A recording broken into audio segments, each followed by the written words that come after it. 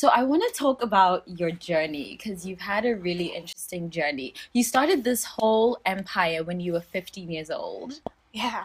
When I was 15, I was worried about like which boy isn't texting me back. And I still was. Don't let me play you. Yeah. I was still definitely like. I mean, what type of 15-year-old were you? Because I can't. Like, what was going through your mind when you were like, I am starting a company? It was a lot. I think, okay, well, at the time, and I try to tell this story as authentically as it happened, because I was going through Tumblr. Yeah. And I came across some really cute shorts, but they were $75. And when you're 15, that's not a thing. That's like $1 million. No, oh my God. I said, first of all, I have no job. There's no way. What is it? Your parents give you. Oh, like that pocket money. Oh, yeah, the allowance. The allowance was not a thing. Yeah. So I'm looking at these shorts and I'm like, wow, these are beautiful. I want them, but I'm not going to pay for them. And I had nothing else to do. It was the middle of summer, and I thought, okay, let me just try to make these shorts. And so I ended up doing it. It was pretty good. And I'll show you a picture. I'll send you a picture later so you can see. Yes. Yeah. And it ended up, I put it on Instagram, and this was when Instagram was just starting. So you were just getting a taste of, oh, look at this, and this is what I'm up to. And I put them on there, and my friends went crazy. And ever since then, that's the one thing that stayed consistent about my career as a designer has been the support of my community. Because if we're being honest, compared to what I do now, those shorts weren't. They were okay, but they're not. It's a journey. It's not lingerie, but yeah, it's a journey. And from that moment to now, it was complete. And, and like overwhelming support from the people around me. So I just started selling them. Yeah. And I thought, wow, okay, I can do something I love. I loved arts and crafts. I love using my hands. My mom bought me a sewing machine. And I just started to kind of invest myself in this work. And I still had my crushes. And I still had my little boo thing. And so it was real. Like, I was still going through the motions of being 15 and understanding yourself and your body and these, crazy hormones. But my energy was invested wholly in my business at the time. And it just became what it is now. I mean, did you always know, like, how old were you when you knew that you wanted to be a designer? Or it literally happened through that experience? I think that experience absolutely shaped who I am, the path that I've taken now. Because it was just, I think one day it was just me. I was doing it, and I had been doing it for a minute, and I was like, this is what I want to do. Yeah. And I realized, okay, it's because I love to create, and I love business, and I love owning something that is mine, and being able, because I'm a people person, I love people. Yeah. And I'm able to connect with people. That's how we get along. But that charisma. that's what we have in common. And so it was this thing that brought all my loves together. Yeah. It wasn't until I came to New York, though, and until I tapped into myself as a woman of God, that I realized that I wanted to do something more than just selfishly create. And I don't say that in a heavy sense of taking away from those who selfishly create, because it's a thing. Creation, I think, should be this just sometimes you do it just to tap into a certain side of yourself. Sometimes you do it to push out energies that you don't want to keep within yourself. But for me, it was, okay, I have a purpose. I was put here for a reason. How dare I only create for myself or for my own benefit? So what is your purpose? Why do you create, as an artist? I know these heavy questions. Oh, no. It's cool. No, so I ultimately, what I've defined it as is I now create to uplift, empower, and advocate for women. And so it's creating spaces for women, if we're being a little bit more specific, women of color, because that's really what gets me going when it comes to creating. But using this passion of mine, which was design, business, people, and God. And then merging it with my purpose, which I feel is to have that reason for creating is to then give to women. So yeah, I think that is the sum of it all. And it's not only in design. Hopefully one day it'll be in other areas. Absolutely. I love that you decided to go like the business route. And it's also really interesting because you started this journey when you were so young. But I want to know, do you think you were born entrepreneurial, or is that something that you learned? over the years?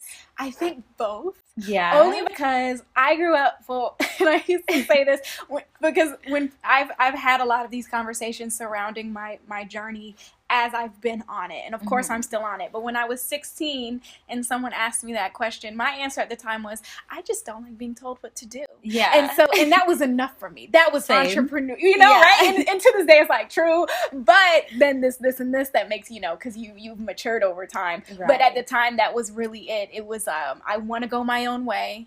I never really saw myself, and I'm talking about when I was much younger.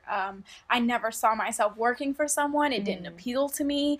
I just like setting my own schedule. And this was at 15, so I don't know what I was thinking or why I was even like, who were you? What was I doing? I don't know. I'm really going through the motions. I was this. I wish I could have a conversation with younger me, like, sis, go outside and play. Like, just stop, chill out. But no, but it ended up, I don't feel like I'm now lacking of anything. I think I get that question a lot too, is like, do you feel like you missed out? No. Like I said, I was still doing a lot of what any other teenage stuff, but I had my little side thing was this hustle, and that to me that was what it was. But I do think that it was something, I think with any entrepreneur, it is embedded in your DNA. Like, maybe scientists might have something to say about that, and that might not be so true. But I think, in a very spiritual, next level way of thinking, it is in who you are. Yeah. I don't really think it's something that can be taught.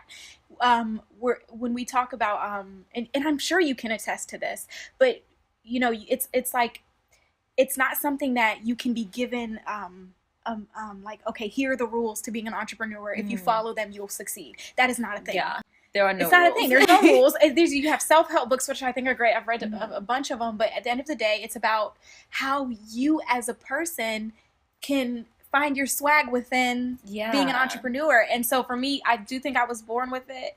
But then along the way, you learn a lot. And that's when I think, I don't know. It's like it determines whether or not this is a lifestyle for you. Yeah. Right? Because I think that some people keep going when maybe it's like, all right, maybe you should just stop. And I think that's also really important too, because not everyone is meant to be an entrepreneur. Right. Because we really glamorize being an entrepreneur. Hello, especially in this day and age. On Twitter, we're like, I don't know how you 9 to 5 people do it. And it's like, no, not everyone. Yeah, and that's why I say when I was 16, it was from a very immature standpoint of, I can't see myself working for anyone else. Because now I'm like, no, who can I work for? Yeah. And it's not because... and it's because I absolutely can't do that 9 to 5 shit. And only because that's what's funding my venture. Like, that's what's funding my passion or my business. Like, that's what is allowing me to be able to create the space for women or be able to, do what I love. Because if we're being real, it's not cheap, That's another thing. It's not cheap. It is not cheap. Yeah. And like going through the motions of getting from step A or from step 1 to 3 is not a walk in the park. And sometimes you'll find yourself hitting step 2 and having to go back to step 1 because you missed something. Yeah. And financially speaking, no one can really afford to continue to go from step 1 to step 2 so many times. You have to have something else that's, well, for me, I've had to have something else. So that's why I've had jobs outside of my company that have kept me pushing forward, I feel like your entire life has been such a balancing act. So now you're, you're in university, you're also a designer, you're also an influencer, you're so many things. I mean, is there a spiritual practice to keep you sane? You sound really spiritual. Like, I know you know who you are. And me and God, who he knows. I talked to him like, let me just talk to you real quick. Jesus, because this is a lot. And absolutely. I do pray, of course. And I have to find my times where I'm like, okay, let me just reflect and think about what it is that I'm going through. Because I think that I go through things so quickly and I don't. And you don't think about the fact that you're going through them. And that is life, right? Experiencing these moments. And I feel like I'd be doing myself a disservice if I didn't feel this process. Because I can't relay it back to you. I can't tell you what it is that, that I've experienced. let me just J. Cole real quick. But not like, so when it comes to balancing, definitely, I don't know. It's all God. It is not me. It is it is something beyond what I am capable of. Because when I am asked this question, it is like a ton of bricks is hitting me, because I am then I am realizing, yes, this is a lot. I do this, and this, but I don't speak about it day to day. I don't remind myself consistently. It's just a part of who I am. So I think that all that heavy stuff, the burden I might bear from working a 9 to 5, or the burden I might bear from having to meet deadlines with both school and my company, are being handled by someone else. Because that's really, that's so interesting. So is your creative process the same as your spiritual process? That's a really good question. I love this. Okay, let's talk about it.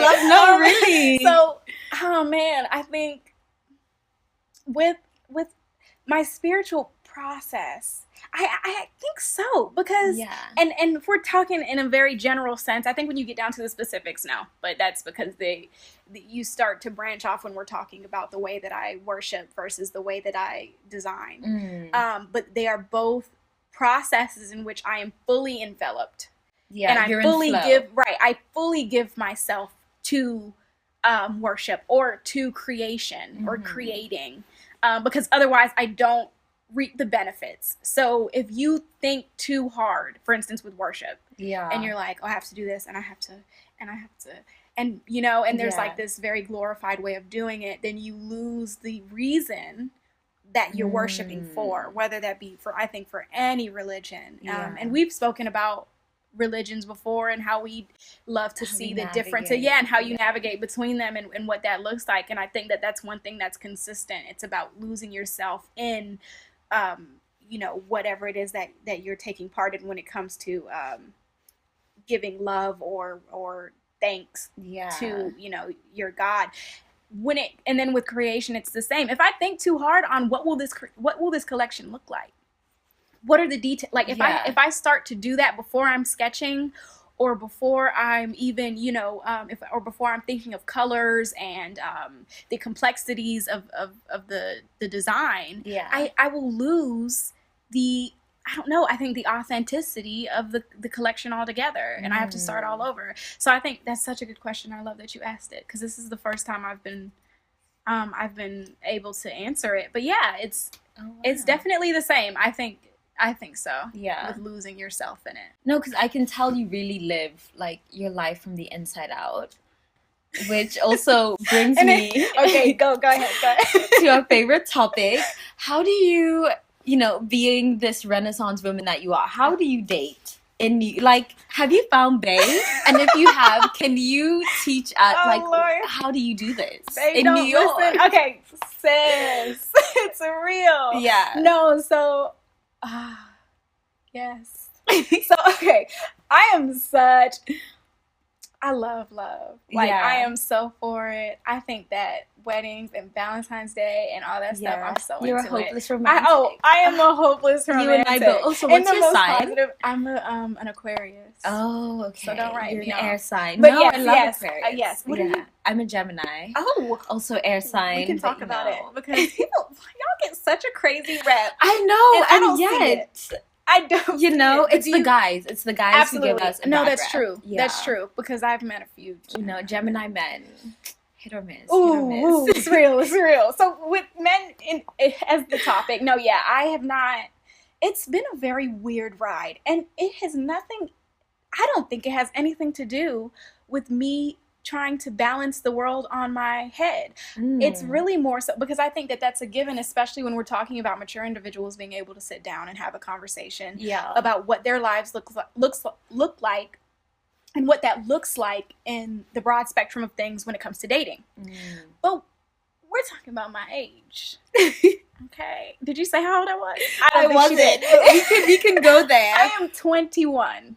Okay. Already building an empire. And it's like, and you would think usually it's like, oh, CEO, like girl bosses have like this stigma for being like, bitches, or they have too much to do, so they don't have time for you. But it's not even that. Like, I haven't even gotten that far. I think with men, it's been more so. Okay, so let's take a step back. My friends are 25 years old. Yeah. I mean, you can't hang out with young kids. It's hard. Transcended. I've definitely had, it's really hard. I have friends who are my age, of course. Yeah. My best friend is in Philly. She's my age. Yeah. But my friends here in the city are all older than me. And so the spaces I find myself in are spaces with older individuals. Interesting. When we're talking about dating, the men who approach me, because I'm surrounded by other women who are their age, and because I do not carry myself like a 21-year-old. That's what I get. That's facts. Act 21. True. So it's like, for instance, I recently had a situation where a guy asked me on a date, go on the date. It's great. I'm 21, so I can go out for drinks now. I'm really feeling it. I'm like, okay, yeah, we can go out for drinks. I'm really feeling it. Like, that's where the 21-year-old sits in. But then we're talking. We're an hour and a half into the conversation. Everything's been great. I'm feeling it. It's great. Oh my gosh. But he hasn't asked how old I am. And usually that's something that I get hit with in the beginning. So is he like in his 30s or? He ends up being 29. Okay. And for me, I'm like, okay. Because when at being a 21-year-old who is doing so much, to me, age is not something I take into consideration in terms of intellect and ambition and maturity. Yeah. Because I've met 24-year-olds who act like my little brother, 24-year-old men who act like my 13-year-old brother. And so it's like, okay, but for him, of course, it was a little bit disorienting. Yeah. Because I don't think it was even, younger women per se, but when you think, okay, like, and you might be able to give me some insight, but being older, you might think, oh, but when I was 21, this is how I acted. So therefore, a reflection of that is, or like, people love to project that onto me and make that my issue. And I'm like, no, I love that. Yeah, I love that. real. You have your own standards. You exist in your own reality. And my own reality me, and it's like, and the crazy part is that even though, and I say that we were speaking for an hour and a half only to say that,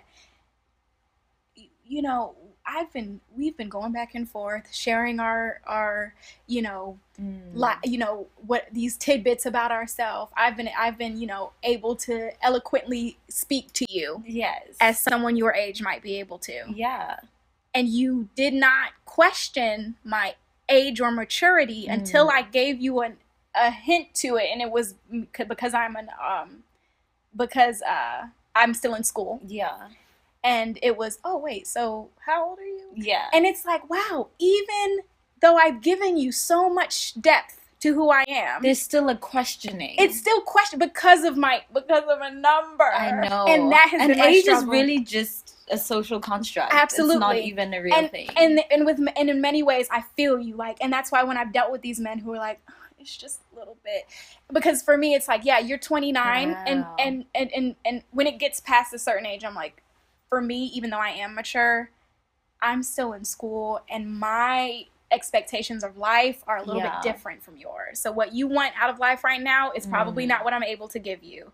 Not what another 29 or 30-year-old woman would be able to give you, which is maybe something a little bit more long-term. And you can start talking about marriage and kids and settling down. I love that you even think about that. It's a lot of people don't. They're just like... because I think when you're faced with yourself in a situation and the anxiety someone else has about you, you have to... I try to take into consideration what their concerns might be. And for older, when it comes to dating, it's definitely been a thing. I've definitely had to think about, okay, what might his reservations be towards me? And I have to respect that, because in the same way that I'm not really, I couldn't date a 40-year-old, and that's only because, okay, you're at a different place in your life than where I am, regardless of how mature we are, or regardless of how well we might click. It's the realities of the world we live in, because we can pretend like this is cool and that age doesn't mean anything, but when we're in social settings, or when I'm meeting your parents, or when we're talking about values in life, that's when life hits, and it's like, okay, age does matter in this specific context. in this context, for sure. So that's what it's looked like for me. So I've been very single. In You New and I York. both. Oh, and I both love. It's fine. I've embraced it. It's okay. You know what? We're collecting coins. No, absolutely. Exactly. And honestly, it's been this thing where when I talk to God, I'm like, yo, I'm just on this, like, I'm learning who I am. Exactly. And I'm getting, and it would be dope though. And I talk to my family, and like, I'll tell it to my mom, and I'm like, it would be great to see what I look like in a relationship right now. Because my last relationship was 3 years ago. I was a completely different woman. I had a lot of, I think, self-esteem issues and trust issues when it came to my relationship.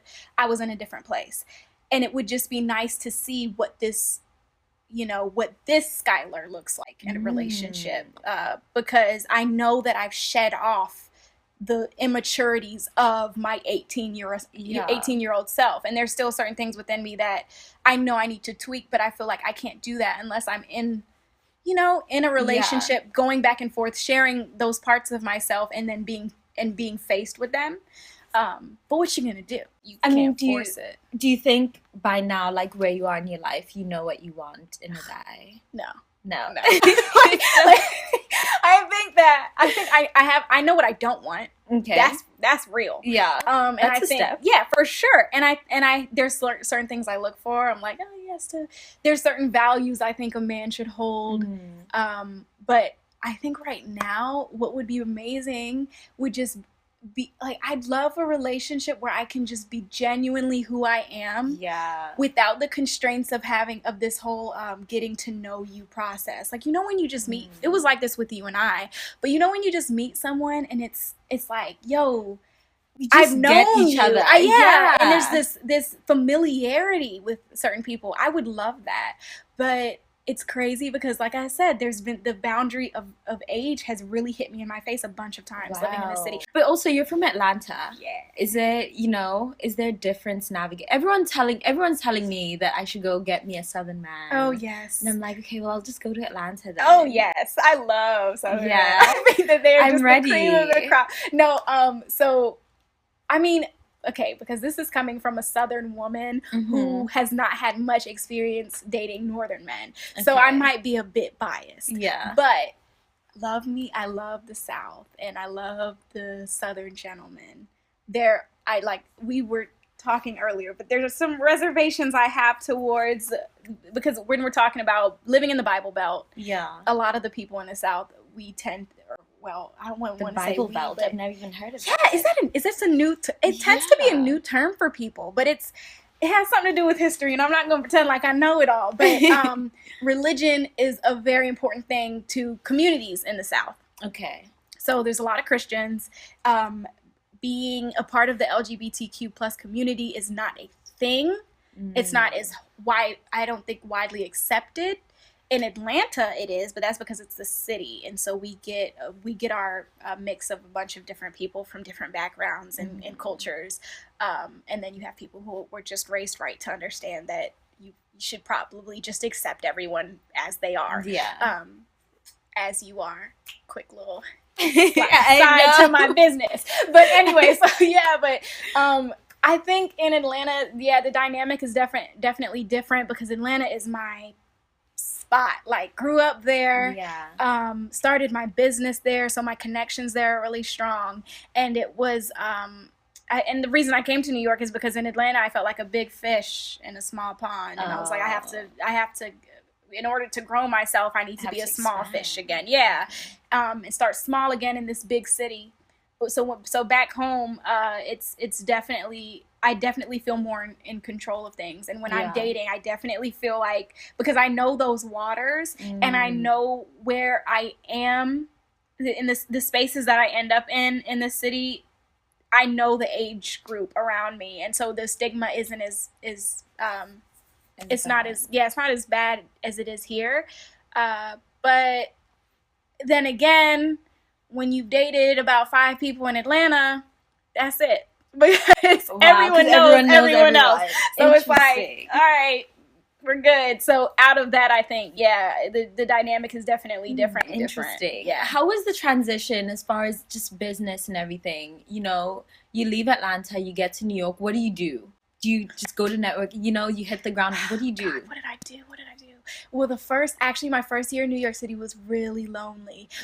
Well, at the time I was dating, and so my boyfriend at the time was my best friend, and he also went to school in New York, or he goes to school in New York. So that was my partner in crime. We did everything together. He got me hip to the city. But when we went our separate ways, it was really lonely for me, because when I was with him, I didn't really feel the need to make these genuine relationships, or to reach out.